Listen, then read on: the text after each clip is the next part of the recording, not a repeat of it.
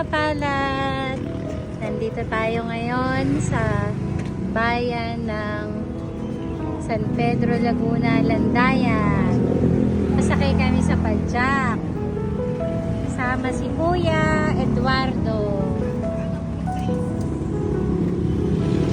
Ano pong pangalan niyo, Kuya? Eduardo po. Ha? Eduardo. Taga dito po kayo sa Landayan. Ito. Ilan taon na po kayo nagpapadjak? 10 years. 10 years! Mga anak niyo po, ilang taon na? 16. 16, 14 yun. Dalawa lang. 16, 14. Nag-aaral po sila. Nag-aaral na po. Nag-aaral. Yes po. Ang asawa niyo po, Sa kumpisa po. Ito sila yung mga anak ko. saan po ang probinsya niyo? Sa Bicol yun. Kuya, bigat ba?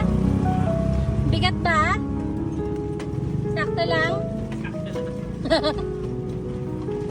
Pwede pag ganitong December tsaka Friday, malakas.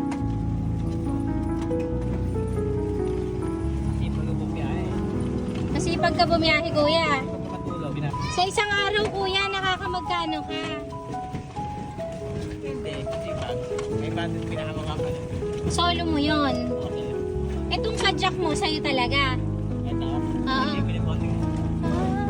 Eh, magkano po boundary? Ha? 70 ko. Ah, 70 ko 7. maghapon na siya.